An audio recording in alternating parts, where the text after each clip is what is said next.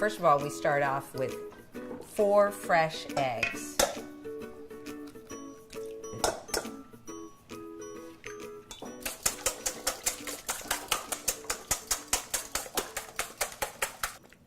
Into the pumpkin puree, just to get them fully mixed in. And then we're going to add some spices. Oh, good. Ground ginger. Yeah. Here's a cinnamon.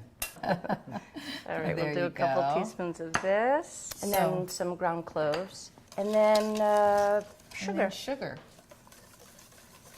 A lot of baking is very precise, but in something like this, you don't have to be worried. The eggs will really bind everything together and hold them together so that the filling, as they say, sets up. This actually helps to have 2 people do this.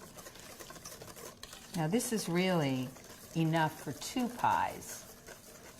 So the eggs are going to bind this custard. It is like a custard, isn't it? It is, exactly. And so it's beautifully smooth. Gorgeous. We have our beautiful egg pastry dough. Beautiful. Back and forth a little bit. Yeah. Here, Finish doing that in the oven. okay.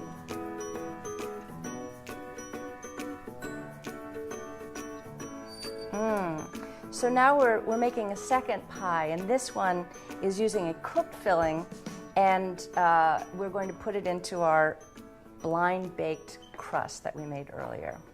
And while Melissa does that, I'm going to separate 4 eggs, and we're going to make a meringue top for this.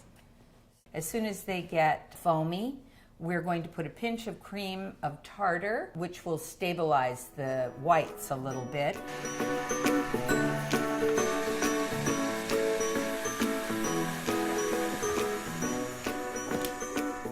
You can see that is holding. But the other real test is like that.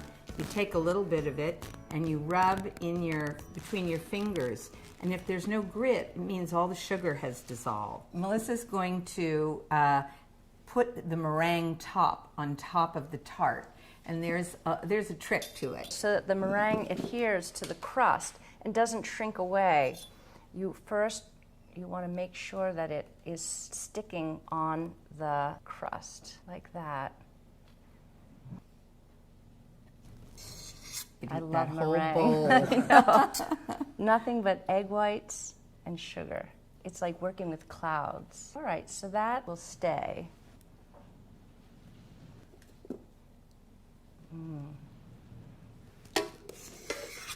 Oh, that looks pretty. You did a gorgeous job. Right. Now we wait. We'll have a cup of tea.